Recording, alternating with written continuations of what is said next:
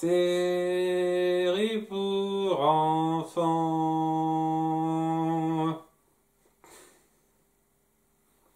J'ai vraiment rien de spécial à dire sur cet épisode.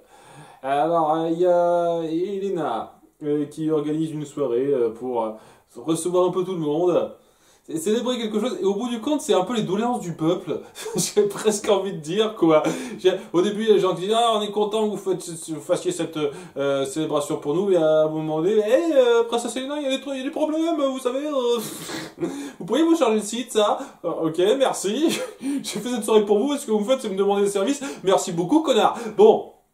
Le plus important, c'est surtout Matteo, qui s'intéresse, qu'il y ait beaucoup de gens qui s'intéressent à lui en tant que grand magicien de la cour, et en fait, tout le monde s'en bat les couilles de lui, ce que je trouve très bizarre, parce que quand même, c'est un grand magicien qui peut faire des tonnes de trucs, et des machins quand même qui sont importants, quoi, et tout le monde s'en bat les couilles, sauf une petite fille. Une petite fille qui est une ultra fan, qui adorait être magicienne elle aussi, et donné que c'est la seule personne à s'intéresser à Matteo, et ben il le prend très personnellement, il se dit ah tu veux être magicienne, tu peux être mon apprenti si tu veux, je fais une petite chanson, c'est trop génial, par contre bien entendu lorsqu'il lui passe un tamborino comme ils disent, et ben elle prononce mal une formule, et ça fout un peu le bordel sans qu'elle le veuille.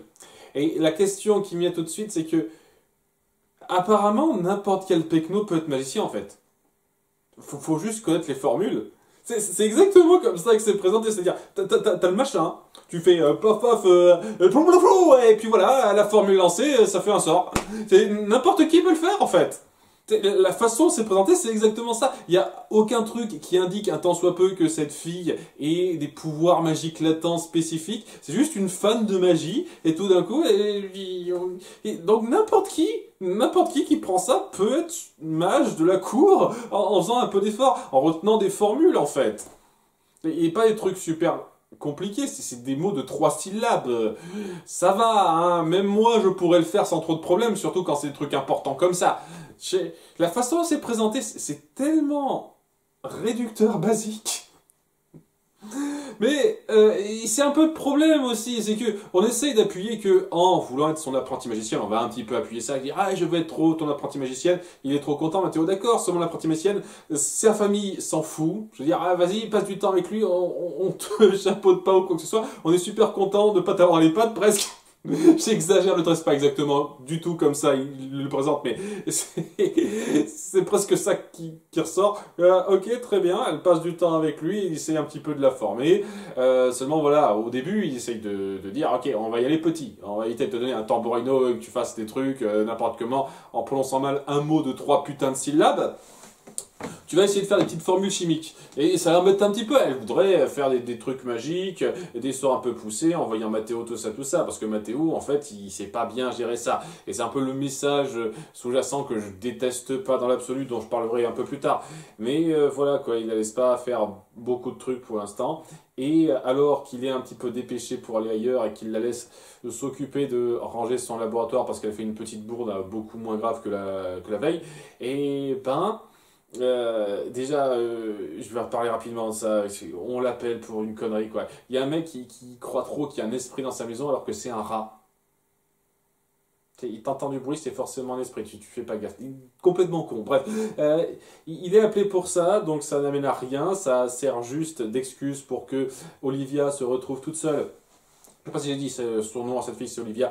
Olivia se retrouve toute seule dans le labo de Matteo et que comme par hasard, il y a son frère qui arrive et dit « Hey, il y a un problème!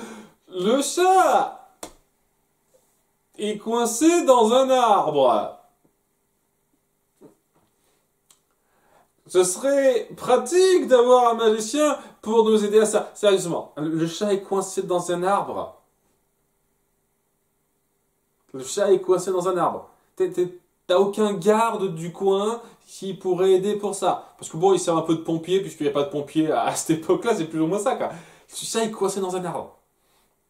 Putain, bref, elle se dit ok, ah, mais c'est super important, je devrais pas, mais étant donné que c'est quand même un cas d'urgence, le chat est coincé dans un arbre, bon sang, je vais piquer un tambourino pour le principe et recopier une formule que j'ai entendu dire par Mathéo et ça marche la première fois. Elle est trop contente, je sais faire de la magie, regardez, et c'est n'importe qui, hein, n'importe qui en prenant un petit peu mot de 3 syllabes peut faire de la magie quoi, merde. Et elle sauve le chat et en ayant trop pris la confiance, elle se dit tiens, vu que le puits est asséché et que Elena devait s'en chargé avec Mathéo et compagnie. C'est un truc aussi que je trouve très bizarre. Pourquoi elle amène tout le monde un problème à un autre, quoi. Elle amène Mathéo et le mec qui se charge de je sais pas trop quoi en fait, celui qui devait s'occuper du puits, ensemble, donc ils font leur première mission tous ensemble et la seconde mission tous ensemble après. Pourquoi ils font pas leur mission parallèlement? C'est pas censé être les deux. Bref, c'est pas grave. Hein, c'est histoire de justifier une fois de plus pourquoi on se retrouve dans cette situation-là. Je dis, ah, j'ai vu Mathéo faire un sort d'accroissement, donc je vais faire grimper l'eau avec ce sort-là, seulement elle s'est trompée dans le sort. Et évidemment, le mauvais sort qu'elle dit, c'est un sort ultra néfaste. Ça peut pas être un sort qui fait rien, un mot qui n'existe pas. Non, elle se trompe de mot, c'est un sort ultra néfaste qui va beaucoup gêner les gens.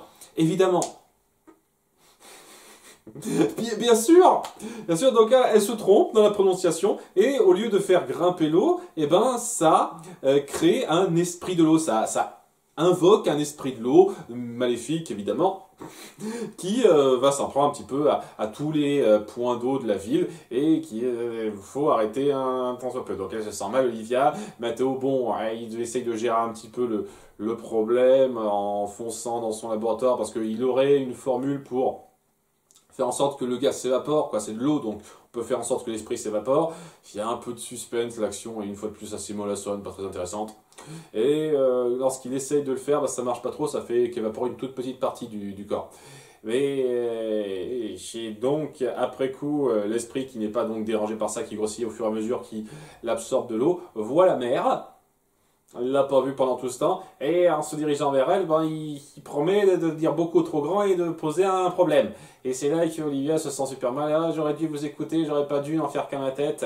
Et Mathéo dit, ah, c'est un peu ma faute, je devais faire plus attention à toi, quoi. Je sais que c'est un petit peu important de faire gaffe à où on est, et laisser une enfant comme ça se gérer toute seule, c'est pas une bonne chose, quoi.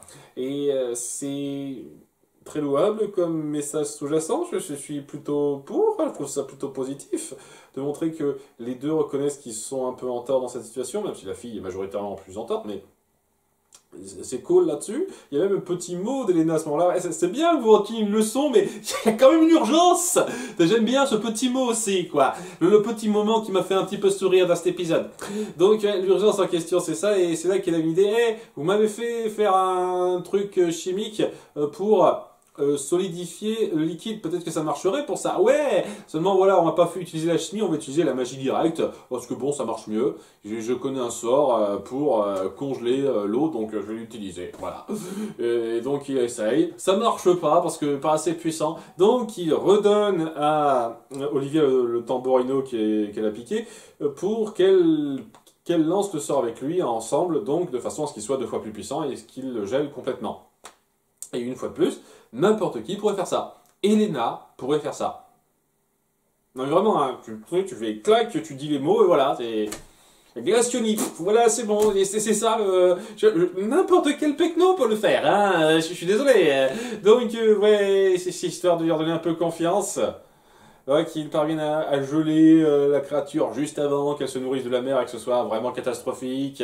Ils la font grimper vers les nuages pour produire de la neige, c'est un autre sort qu'il avait en tête, comme ça, on sait jamais.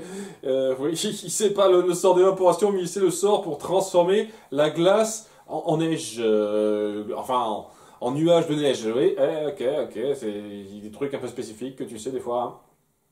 Et donc, après avoir réglé la situation, Mathéo promet de s'occuper mieux d'Olivia qui a compris qu'elle doit y aller vraiment par à coup, petit à petit, et que l'apprentissage, ça ne fait pas tout d'un trait. Sachant que c'est pas superbement illustré, je suis désolé, parce que s'il suffit juste de retenir par cœur des formules de 3 putains de syllabes pour lancer correctement des sorts en étant n'importe qui, j'estime qu'on n'est pas dans la grande difficulté, hein. On est dans un niveau d'apprentissage très simplet. Moi, voilà, le message est louable et il n'y a rien d'ultra énervant, mais c'est très gamin, une fois de plus, quoi. Voilà, et oui, c'est pas superbement illustré, quoi. C'est tellement simple qu'il n'y a pas de poids réel à la situation, au message ou quoi que ce soit. Donc, c'est un épisode pour gamin très acceptable. En tant qu'adulte, bon, je suis très passable, hein. Vraiment très passable, en étant généreux, hein. Rien de plus à dire. À bientôt pour l'épisode 21. Bye!